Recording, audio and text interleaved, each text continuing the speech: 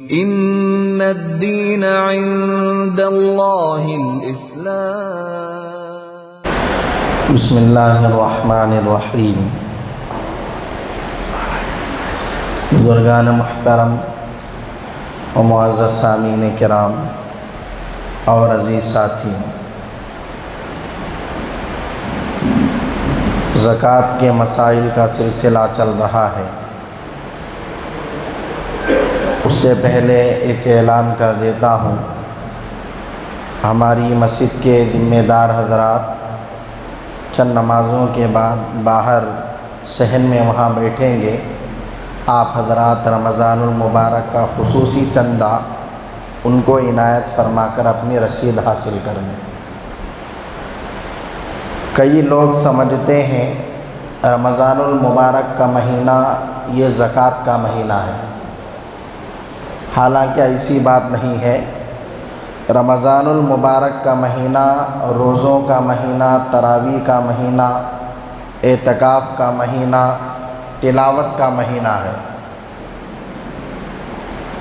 لیکن زکوٰۃ کیوں ادا کرتے ہیں؟ اس لیے کہ رمضان المبارک میں ہر چیز کا ثواب بڑھ جاتا ہے، تو لوگ یہ سوچ کر کہ زکوٰۃ ہم رمضان کے مہینے میں دیں گے تو ہمیں ثواب زیادہ ملے گا، اس لیے رمضان میں ادا کرتے ہیں، ورنہ ایسی بات نہیں ہے کہ رمضان ہی میں ادا کرنا ہے، رمضان ہی زکوٰۃ کا مہینہ ہے، ایسی بات نہیں ہے۔ اور جس مہینے میں جس تاریخ میں زکوٰۃ فرض ہو جائے، واجب ہو جائے، اسی تاریخ کا اعتبار ہوتا ہے۔ اب ہر آدمی تو رمضان میں صاحب نصاب نہیں ہوتا، ہر آدمی کے اوپر رمضان میں زکوٰۃ فرض نہیں ہوتی، اور زکوٰۃ کی ادائیگی کے لیے قمری تاریخ کا اعتبار ہوگا، شمسی تاریخ کا نہیں، یعنی اسلامی عربی تاریخ کا اعتبار ہوگا، جنوری فروری کا اعتبار نہیں ہوگا۔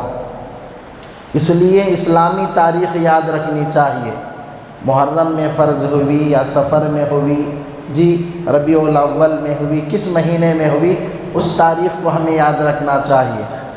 اور اب عام طور پر تاریخیں بھی یاد نہیں رہتی، اور رمضان کا مہینہ چونکہ آسانی سے یاد رہتا ہے تو لوگ رمضان میں ادا کرتے ہیں، اور یہ نہیں سمجھنا چاہیے کہ رمضان ہی زکوٰۃ کا مہینہ ہے۔ اس لیے میں نے شروع میں کہہ دیا، رمضان زکوٰۃ کا مہینہ نہیں، رمضان روزوں کا مہینہ ہے، رمضان تراویح کا مہینہ ہے، رمضان اعتکاف کا مہینہ ہے، رمضان تلاوت کا مہینہ ہے۔ ورنہ جب آپ کے اوپر زکوٰۃ فرض ہو جائے اس وقت آپ کے اوپر یہ ذمہ داری عائد ہو جاتی ہے کہ آپ زکوٰۃ ادا کریں، اور بلا وجہ زکوٰۃ کے ادا کرنے میں تاخیر نہیں کرنی چاہیے۔ جتنی تاخیر ہوگی حضرات علماء نے لکھا ہے کہ گناہ ہوگا، تو جتنا جلدی ہو سکے اتنا جلدی زکوٰۃ ادا کر دینا چاہیے۔ اب کچھ مسائل سنیں۔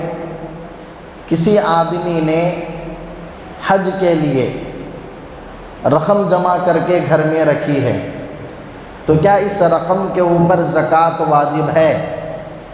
تو اس کا جواب یہ ہے کہ باقاعدہ اس رقم کے اوپر زکوٰۃ واجب ہوگی۔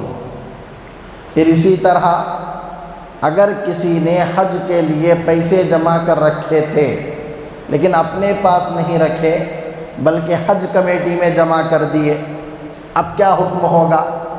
تو فرمایا حج کمیٹی کو جمع کر دینے کے بعد اس میں سے ہوائی جہاز کا کرایہ، فلائٹ کا، اور معلم کی فیس اور دیگر اخراجات جو ہوتے ہیں حج کمیٹی کے، ان ساری چیزوں کو نکال کر جو رقم بچتی ہے اس رقم پر زکوٰۃ ہوگی۔ مثال کے طور پر 4 لاکھ آپ نے جمع کیے، 3 لاکھ حج کمیٹی نے ہوائی جہاز کا کرایہ اور دیگر چیزوں میں لے لیے، 1 لاکھ روپے انہوں نے آپ کو دیے خرچ کرنے کے لیے سعودی میں ریال کی شکل میں، تو وہ جو 1 لاکھ روپے ہیں اس کے اوپر زکوٰۃ ہوگی۔ ساری چیزیں نکال کر جو رقم آپ کو ملے گی اس پر زکوٰۃ ہوگی۔ اسی طرح اگر کسی نے اپنے بچوں کی شادی کے لیے رقم جمع کر رکھی ہو یا مال لے کر رکھا ہو سونا چاندی کا، اس کا کیا حکم ہے؟ تو اس کا جواب بھی یہی ہے کہ اس مال کے اوپر، ان پیسوں کے اوپر بھی زکوٰۃ واجب ہے، باقاعدہ اس کا حساب لگا کر آپ کو زکوٰۃ دینا ہوگا۔ اسی طرح کسی نے گھر بنانے کے لیے رقم جمع کر رکھی ہے، گھر بنانے کے لیے، تو اس رقم کا کیا مسئلہ ہے؟ اس کا بھی یہی جواب ہے کہ اس کے اوپر بھی زکوٰۃ واجب ہے۔ اور کسی نے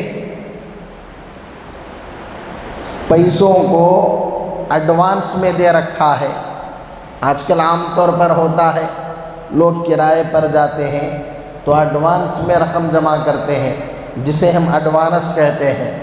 تو یہ جو ایڈوانس کی رقم ہے، ایڈوانس رقم ہے، اس کے بارے میں حضرات علماء نے دو باتیں بیان کی ہیں۔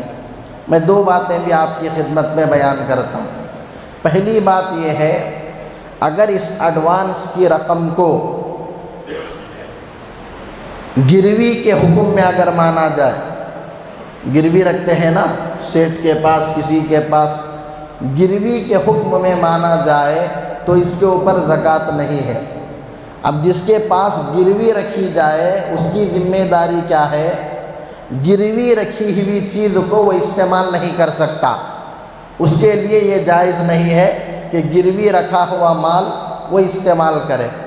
لیکن اب جو ایڈوانس کی ہم رقم جمع کرتے ہیں وہ گروی کی طرح اسے استعمال نہیں کرتے، بلکہ وہ اپنے کاموں میں اسے استعمال کر لیتے ہیں۔ پھر جب گھر چھوڑنے کا مسئلہ آتا ہے تو کسی طرح انتظام کر کے وہ پیسے ہمیں واپس کرتے ہیں۔ تو جب ایسا مسئلہ نہیں ہے، وہ پیسوں کو استعمال کر لیتے ہیں، تو یہ قرض کے حکم میں آ جاتا ہے۔ جیسے کسی کو آپ نے قرض دیا، اب وہ قرض لے کر کچھ بھی کرے، اپنے کاموں میں استعمال کرے، پھر چند سالوں کے بعد یا مہینوں کے بعد آپ کو وہ اپنا قرض واپس کرے گا۔ تو جیسے قرض کے دینے پر آپ کو دوبارہ رقم ملے گی، اس رقم کے اوپر زکوٰۃ واجب ہے، ٹھیک اسی طرح ایڈوانس کی جو رقم ہے اس کے اوپر بھی زکوٰۃ واجب ہے۔ اس لیے کہ وہ ایڈوانس کی رقم لے کر خاموش نہیں بیٹھتے، یا گھر کی کسی تجوری میں سیف باکس میں وہ نہیں رکھتے، بلکہ وہ اپنے استعمال میں لا لیتے ہیں۔ تو جب وہ اپنے استعمال میں لے کر آ رہے ہیں تو یہ قرض کے حکم میں ہو گیا، اب اس کے اوپر زکوٰۃ واجب ہے۔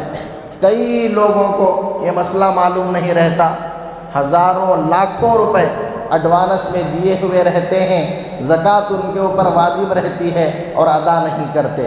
تو جن جن حضرات نے ایڈوانس میں رقم دی ہوئی ہے وہ اپنے پیسوں کا حساب لگائیں، اگر ان کے ذمہ قرض ہے تو اسے نکالیں، ساری چیزوں کو نکال کر جو رقم بچے وہ رقم اگر نصاب کے برابر پہنچ رہی ہے تو اس کے بعد زکوٰۃ نکالنا پڑے گا۔